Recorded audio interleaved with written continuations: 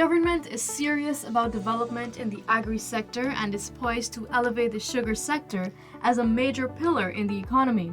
This year, $4 billion has been allocated to the Guyana Sugar Corporation, GuySuco, to continue expanding. The Rose Hall Sugar Estate is making a grand comeback in 2023 with the $1.2 billion dedicated by government towards its reopening in the second crop of this year. A sum of $287 million went to advance works at the Blairmont factory, with $200 million budgeted to expand the packaging plant's operation. A total of $56 million is being injected to enhance the iFlood estate.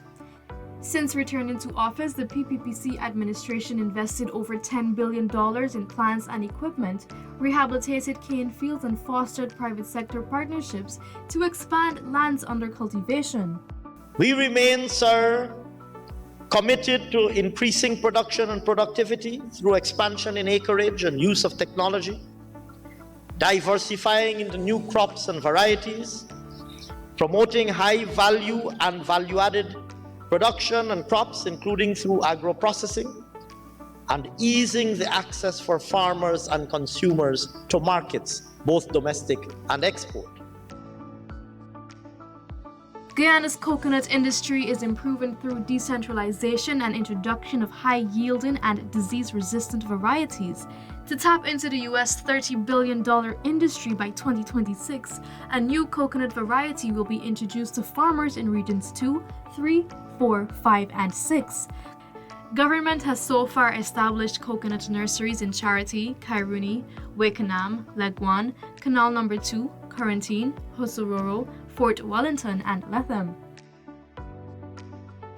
Rice has always been a leader in Guyana's gross domestic product. With government continuing to secure markets, the industry's growth is unmatched.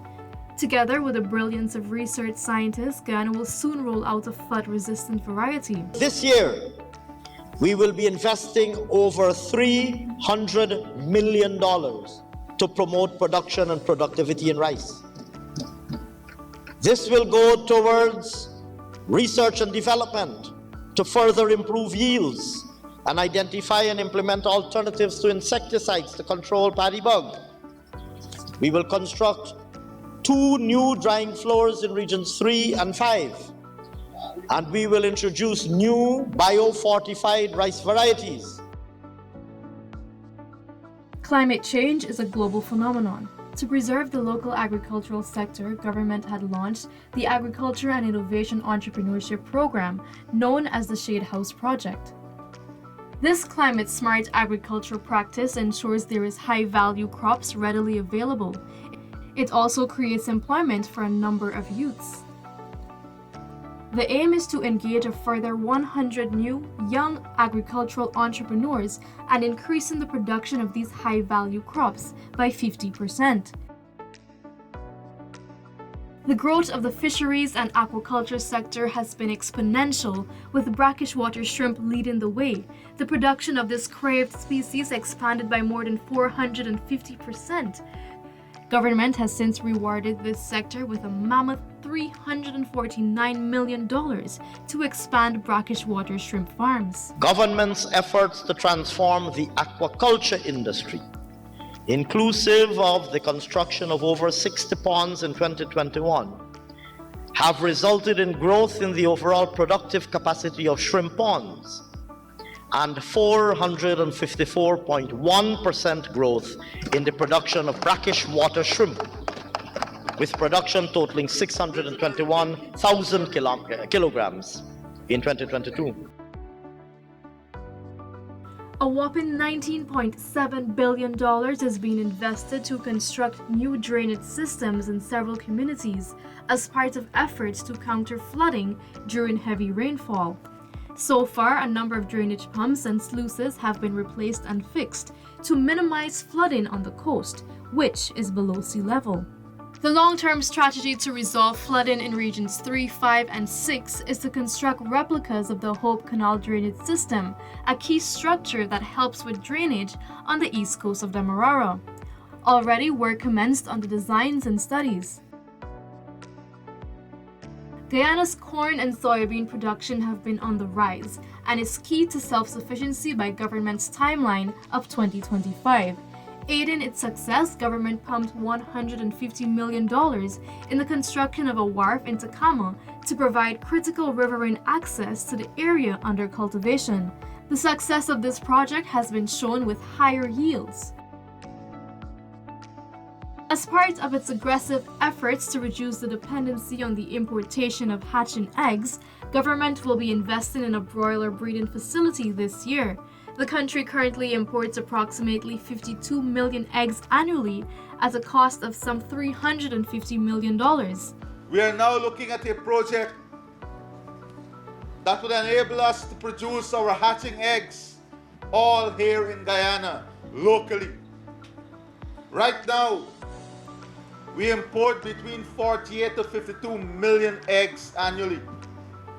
Hatching eggs, between 48 to 52 million hatching eggs annually. Worth close to between 336 million to 350 million Guyana dollars. That is a low-hanging fruit. That is a market we can capture. To support the hatch and eggs industry, he stated that communities along the Suzdalk-Linden Highway will be integral to the massive project. The flourishing black-belly sheep project is progressing as a result of the PPPC government's aggressive efforts. The project is ensuring Region 5 becomes the livestock capital of the Caribbean, creating employment opportunities while ranking in major foreign currency. By the third quarter, I think everything should be in place. We should activate the process in terms of getting the farmers in to start the process, and they will receive their quota so that we could start the brand that we want to create. So that initiative is moving in place. The first shipment of 132 sheep arrived in Guyana in August 2022. Another lucrative project launched by the government is the Cut Rose Project, which is now producing 800 roses weekly. It is also creating employment and income for single parents. Apart from being directly involved in the production aspect, whether they are doing it on their own or with us directly, a lot of them have been coming to us, buying this as a raw material and putting it in an end product and sell it to the market that they cater for, because they are into the local florist business and those other aspects. Also, there are smallholders out there who might want to start now.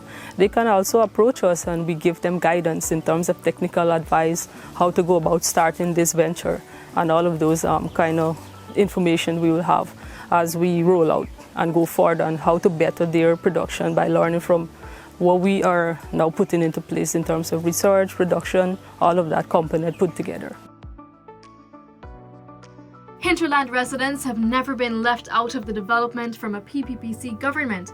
Continuing this trend, government is ensuring their agriculture expands, pumping millions into these communities. $10 million to construct fishing enterprises, $13 million for cattle rearing and livestock, $18 million for meat centers, and $20 million for shade houses. These have ensured the hinterland contributes to Guyana's food security. Government is fulfilling its mandate to ensure CARICOM achieves its 25 by 25 goal, whilst making Guyana food secured.